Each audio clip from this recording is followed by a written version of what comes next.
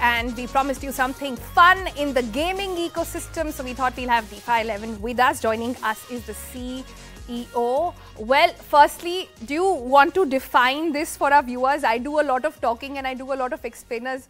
If you were to talk about DeFi to a 5-year-old, say, how would you explain to them what this is? Pretty interesting question, Sonal.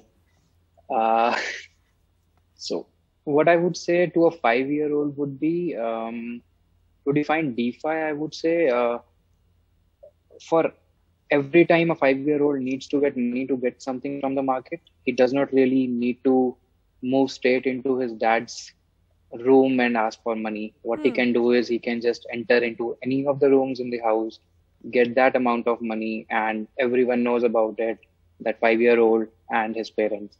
So that's how DeFi works in the most simplistic way, bringing all transparency and ease of access.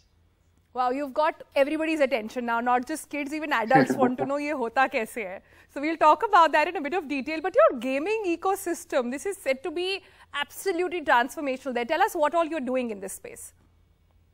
Yeah, so basically we run this application called DeFi11, that's fantasy sports over blockchain.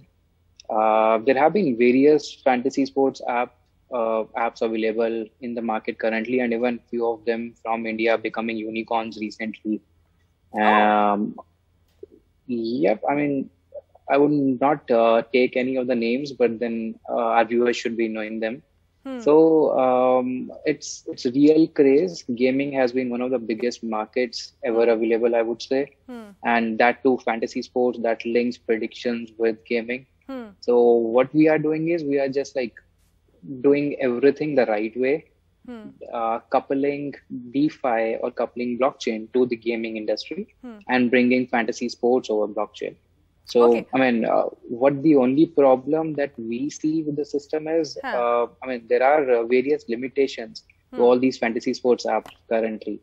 They are trying to do things, but then with the limitations of the system, they are kind of leaving behind few loopholes that no one actually gets to get a hold of. That's what we are trying to fill in.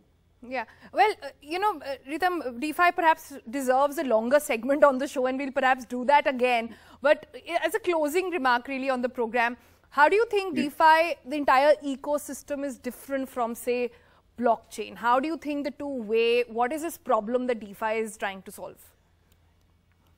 To answer that, I would say blockchain really has a lot of use cases. I mean, crypto being one of the use cases of blockchain. Similarly, finance has always been one of the biggest use case of blockchain. So the entire term DeFi, I mean, just to elaborate it, it's like decentralized finance. It's nothing fancy. It's just like pretty basic thing wherein the entire finance industry that is being controlled centrally, or the economy that's being run centrally by, let's say, banks, that's get totally decentralized.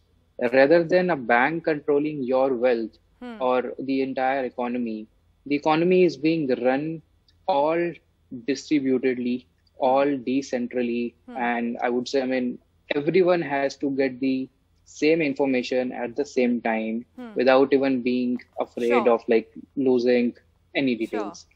Sure. Okay, Ritam, we'll leave it there for the moment, but we'll come back to you and we'll talk about DeFi at length in the next episode as well. Thanks so much for joining us.